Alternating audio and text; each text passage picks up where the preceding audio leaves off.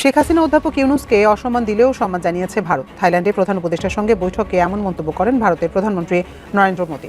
নরেন্দ্র মোদীর সাথে বৈঠকে কোনো রাগঢাক না রেখেই স্বৈরাচারী খুনি হাসিনাকে ফেরত চেয়েছেন প্রধান উপদেষ্টা ডক্টর মোহাম্মদ ইউনূস। এ সময় মোদীকে ডক্টর ইউনূস বলেন, দুই দেশের মধ্যে বন্দি বিনিময় চুক্তি অনুযায়ী শেখ হাসিনাকে ফেরত দিতে বাধ্য ভারত। শেখ হাসিনার প্রত্যর্পণ নিয়ে নিজেদের অবস্থান পরিষ্কার করল ভারত। শুক্রবার 4 এপ্রিল এক প্রেস ব্রিফিংয়ে ভারতের পররাষ্ট্র সচিব বিক্রম মিশ্রি বলেন, বাংলাদেশের সাবেক প্রধানমন্ত্রীর বিষয়ে আলোচনা হয়েছে। शेख हसीना का सवाल है और उनके सिलसिले में जो बांग्लादेश की ओर से एक निवेदन आया है। ভারতে গ্রেফতার হয়েছেন বাংলাদেশের প্রধানমন্ত্রী শেখ হাসিনা। জুলাই গণহত্যার প্রধান আসামি সাবেক প্রধানমন্ত্রী শেখ হাসিনাকে ফেরত দিয়ে ভারত ন্যায় বিচারের পক্ষে দাঁড়াবে বলে জানিয়েছে ভারত। মোহাম্মদ শাহ বিশ্বাসের রিপোর্টে বিস্তারিত। ভারতে আপনার গ্রেপ্তার হয়েছেন শেখ হাসিনা। ভারতের প্রধানমন্ত্রী নরেন্দ্র মোদী আগে থেকেই বসে আছেন একজন অতিথির অপেক্ষায়, সঙ্গে সারিবদ্ধ হয়ে অপেক্ষা করছেন তার সফর সঙ্গীরাও। তারপর শ্রেণীকক্ষে শিক্ষক প্রবেশের পর যেমনি করে সব শিক্ষার্থী দাঁড়িয়ে যায়, তেমনি করে দাঁড়িয়ে গেলেন নরেন্দ্র মোদী সহ উপস্থিত সবাই। বীরদর্পে প্রবেশ করলেন নতুন বাংলাদেশের অকুতভয় কাণ্ডারি নোবেলজয়ী ডক্টর মোহাম্মদ ইউনূস। এই বৈঠকটা ঘিরে আপনার নরেন্দ্র মোদীর যে প্রথম কথাটা ছিল, বাংলাদেশের সাবেক প্রধানমন্ত্রী শেখ হাসিনার বিরুদ্ধে যত কেস মামলা দায়ের করা হয়েছে, সমস্ত কেস মামলাকে শেষ করতে হবে এবং বাংলাদেশের সাবেক প্রধানমন্ত্রী শেখ হাসিনা তাকেও বাংলাদেশে ফেরাতে হবে। ভারত চায় যে সেনাপ্রধানের সাথে প্রেসিডেন্ট শাহাবুদ্দিন চুপ্পুর সম্পর্ক দৃঢ় থাকুক, প্রেসিডেন্টের সাথে ভালো সম্পর্ক রেখে একটা পদ্ধতি তৈরি করো যেখানে একটা সলিউশন হয়। এখন কেউ চিন্তা করছেন যে সলিউশন না পারলে সেনাবাহিনী নিজেরাই ক্ষমতায় চলে আসতে পারে যদি অবস্থা বেগতিক হয়। পিনাকি ভট্টাচার্যকে ইঙ্গিত করে বিএনপির বিতর্কিত এবং দুর্নীতিবাজ নেতা জনাব মির্জা আব্বাসের আপত্তিকর বক্তব্যের আমরা কঠিন জবাব দেব। এবং আসসালামু আলাইকুম প্রিয় দর্শক বন্ধুরা, নতুন একটা ভিডিওতে জানাচ্ছি আপনাদের স্বাগতম। এইমাত্র পাওয়া তাজা এবং গরম খবর। আজকের এই ভিডিওতে আপনারা দেখতে পাচ্ছেন ডক্টর মোহাম্মদ ইউনূস একমন ভয়ঙ্কর হুঙ্কার জানিয়ে কথা বলেছে গণমাধ্যমে। আজকের এই ভিডিওটি খুবই গুরুত্বপূর্ণ এবং চাঞ্চল্যকর হতে চলেছে। আশা রাখবো সম্পূর্ণ ভিডিওটি দেখবেন, একটু স্কিপ করবেন না। আমি আর বেশি কথা বাড়াবো না, সরাসরি আপনাদের বিস্তারিত ভিডিওতে নিয়ে যাবো। তার আগে আপনাদের কাছে ছোট্ট একটা রিকোয়েস্ট করবো, যারা এরকম ভিডিও দেখতে পছন্দ করেন চ্যানেল সাবস্ক্রাইব করে পাশে থাকা বেল আইকনে বাজিয়ে রাখবেন। ইতিমধ্যে যারা সাবস্ক্রাইব করে দিয়েছেন তাদের জানাচ্ছি অসংখ্য ধন্যবাদ। চলুন এই ভিডিওতে লাইক করে দিয়ে আমরা বিস্তারিত ভিডিওগুলো মোবাইলের স্ক্রিন থেকে ধারাবাহিকভাবে একের পর এক দেখে আসি। ভারতের প্রধানমন্ত্রী নরেন্দ্র মোদী আগে থেকেই বসে আছেন একজন অতিথির অপেক্ষায়, সঙ্গে সারিবদ্ধ হয়ে অপেক্ষা করছেন তার সফর সঙ্গীরাও। তারপর শ্রেণীকক্ষে শিক্ষক প্রবেশের পর যেমনি করে সব শিক্ষার্থী দাঁড়িয়ে যায়, তেমনি করে দাঁড়িয়ে গেলেন নরেন্দ্র মোদী সহ উপস্থিত সবাই। বীরদর্পে প্রবেশ করলেন নতুন বাংলাদেশের অকুতভয় কাণ্ডারি নোবেলজয়ী ডক্টর মোহাম্মদ ইউনূস। এই দৃশ্য চোখ জুড়িয়ে দিয়েছে কোটি কোটি বাঙালির। কূটনৈতিক বিশ্লেষকরা বলছেন, ডক্টর ইউনূসের জন্য নরেন্দ্র মোদীর অপেক্ষা, সামান্য দেরিতে ডক্টর মোহাম্মদ ইউনূসের প্রবেশ এবং সকলের দাঁড়িয়ে যাওয়া নিছক একটি স্বাভাবিক ঘটনা নয়, বরং এর রয়েছে সুদূর প্রসারী কূটনৈতিক গুরুত্ব। আর সেটি হলো, ভারতের সঙ্গে বৈঠকের জন্য বাংলাদেশ মুখিয়ে আছে, কিংবা নরেন্দ্র মোদীর সাক্ষাৎ পেতে ডক্টর ইউনূস দিন দরবার করে চলেছেন, এতদিন এমনটি যারা ভেবেছেন তাদের ধারণা ভুল। বরং বাংলাদেশের সঙ্গে বৈঠকটা ভারতের জন্যই বেশি গুরুত্বপূর্ণ, ভারতের কাছেই বেশি আকাঙ্ক্ষিত। থাইল্যান্ডের ব্যাংককে বিমস্টেক সম্মেলনে মোদী ইউনূস বৈঠকের শুরুটা ঠিক এমনই কূটনৈতিক বার্তা বহন করে। বিশ্লেষকরা বলছেন, ভারত বাংলাদেশ বৈঠকে আরো একটি দিক দিয়ে মোদীকে পেছনে ফেলেছেন ডক্টর মোহাম্মদ ইউনূস, আর সেটি হলো নরেন্দ্র মোদীকে দেওয়া উপহার।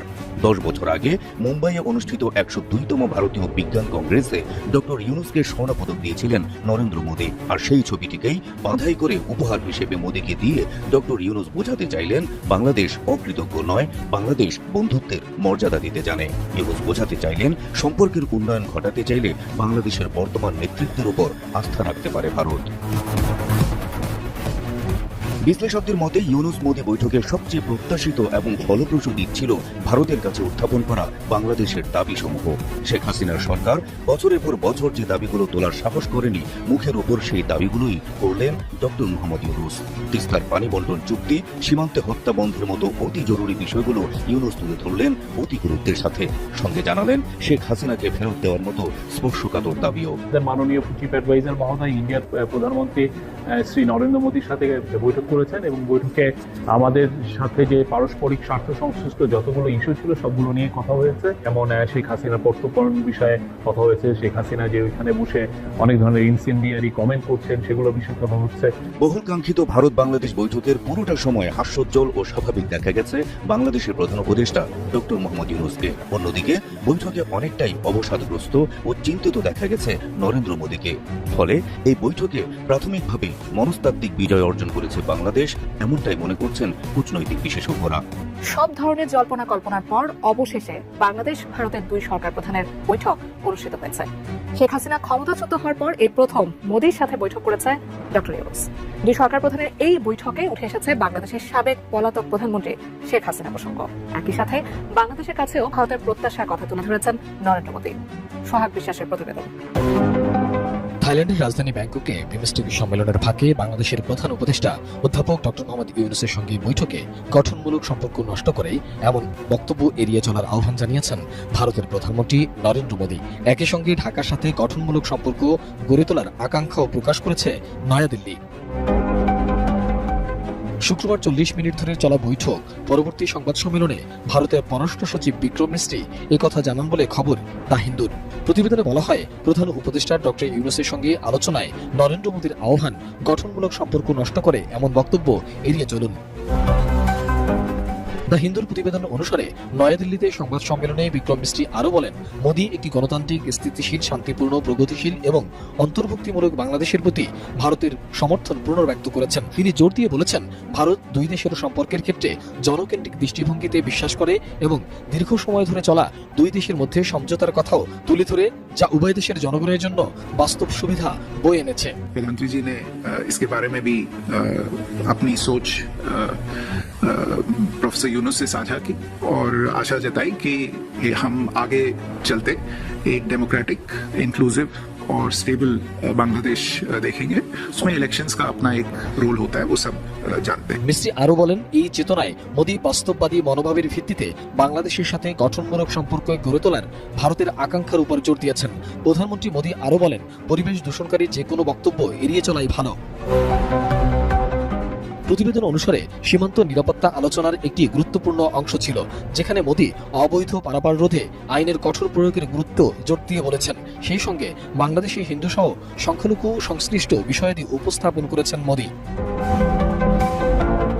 বৈঠকে বাংলাদেশের পক্ষ থেকে শেখ হাসিনার প্রত্যার্পণ সহ বিভিন্ন স্বার্থ সংশ্লিষ্ট বিষয় তুলে ধরা হয়। প্রধান উপদেষ্টার প্রেস সচিব শফিকুল আলম বলেন, দুই দেশের সরকার প্রধানদের মধ্যে অনুষ্ঠিত বৈঠকটি অত্যন্ত গঠনমূলক ও ফলপ্রসূ হয়েছে।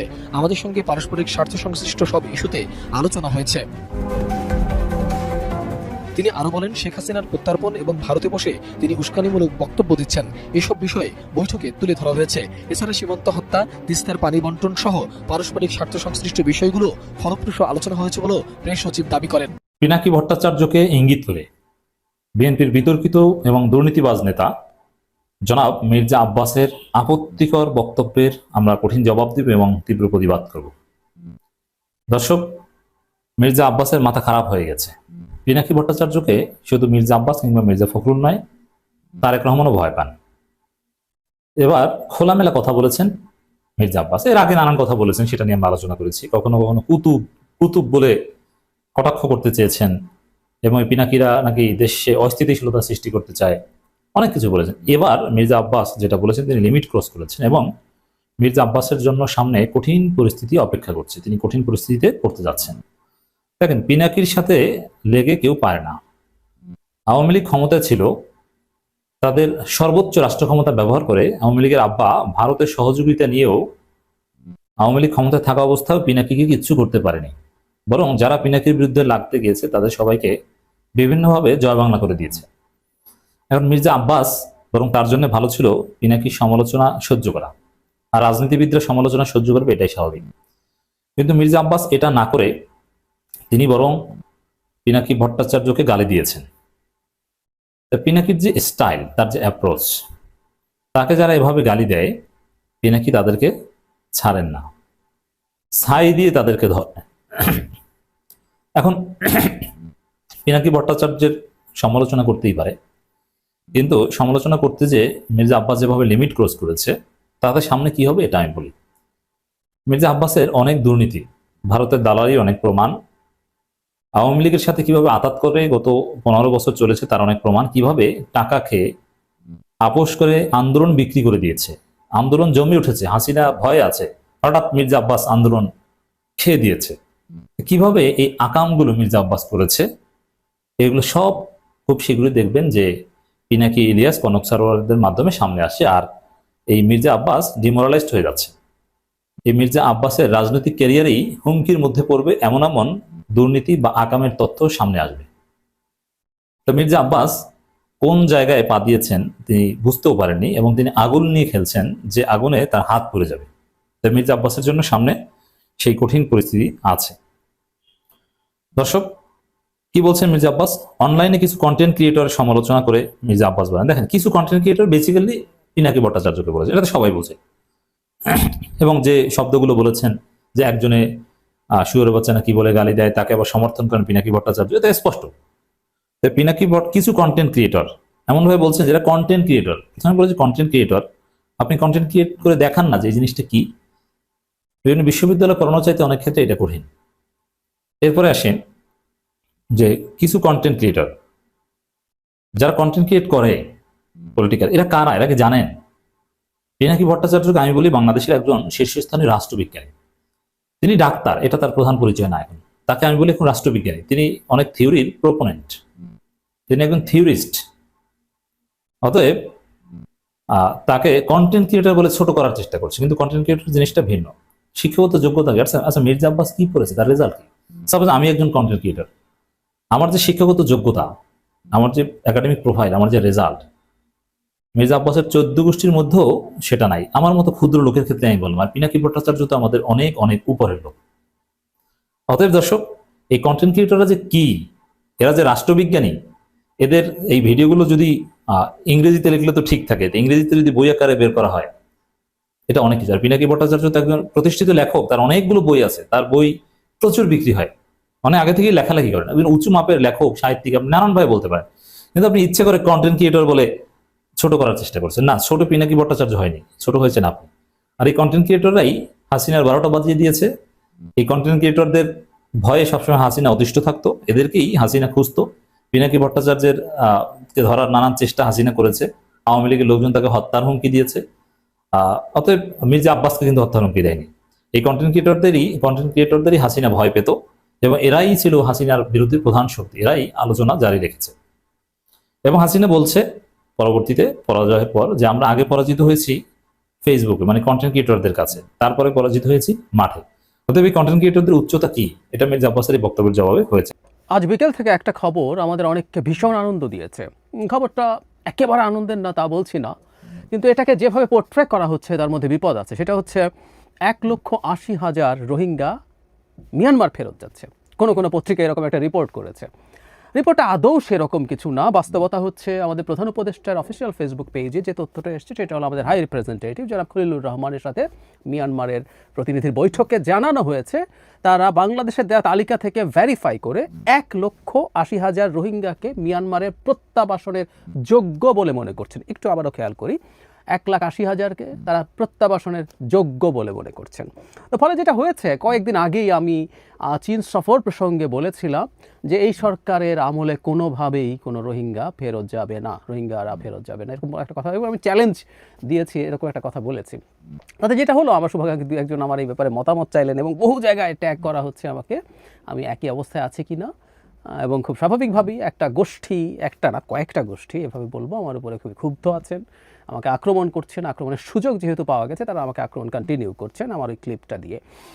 প্রশ্ন হচ্ছে আমি কি একই জায়গায় আছি? উত্তর হচ্ছে আমি ঠিক একই জায়গায় আছি। আমি আবারও বলছি, এই সরকার যদি সর্বোচ্চ সীমা প্রধান উপদেষ্টা যেটা বলেছেন আগামী বছর জুনেও যদি ওই পর্যন্ত যদি ক্ষমতায় থাকে 1,80,000 যারা নেয়ার যোগ্য বলে বলছে মিয়ানমার সরকার, বাকি সবার কথা বাদ দেই, মিয়ানমারে যারা মানে রোহিঙ্গারা যারা এসছিল আগের দফা এখনকার দফা বাচ্চা হওয়া মিলে 12 লাখের বেশি আছে, অথচ 8 লাখের তালিকা থেকে তারা ভেরিফাই করছে।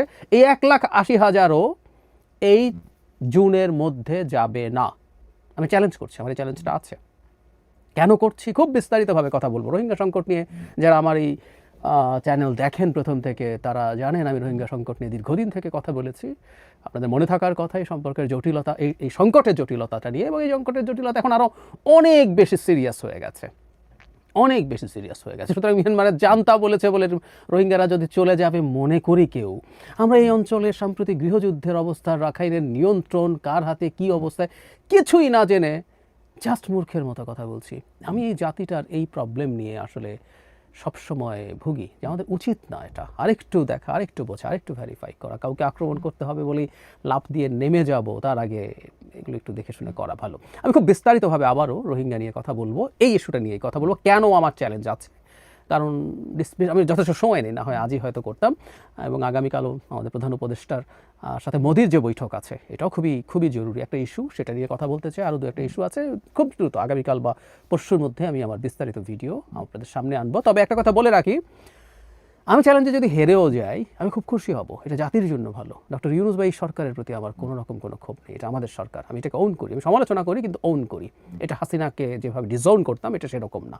আর আমার ভিডিও যারা দেখেন তারা খুব ভালোভাবে একটা জিনিস জানেন, খুব ভালোভাবে জানেন, আমি যদি কখনো কোনো ভুল করি আমি সেটা স্বীকার করে নিই। অন্তত দুটো ক্ষেত্রে আমার প্রেডিকশন ভুল হয়েছে। প্রেডিকশন তো আসলে জ্যোতিষীর মতো কিছু না, কতগুলো ক্যালকুলেশনের মাধ্যমে আমরা করি। ভুল হয়েছে আমি স্বীকার করেছি, এবং ভুল তথ্য দিয়ে, তাও আমি ইনফ্যাক্ট আমি তো কোনো গোপন খবরের ভিত্তিতে করি না, একটা প্রকাশিত ভুল তথ্য নিয়েও আমি কথা বলেছিলাম, সেটাও স্বীকার করেছি।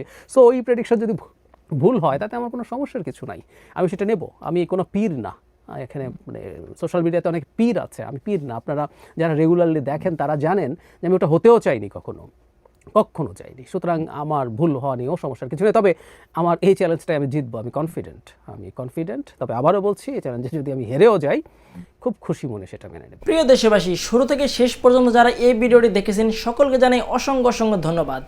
যারা এরকম নিউজ ভিডিও পেতে পছন্দ করেন তারা অবশ্যই এই চ্যানেলটি সাবস্ক্রাইব করে পাশে থাকা বেল আইকনটি বাজিয়ে দিবেন। যারা এখন এই ভিডিওটি শেয়ার করেননি, এই ভিডিওটি দ্রুত শেয়ার করে সকলকে দেখার সুযোগ করে দিন। আজকের মতন এই পর্যন্ত, দেখা হচ্ছে পরবর্তী কোনো ভিডিও নিয়ে ইনশাল্লাহ।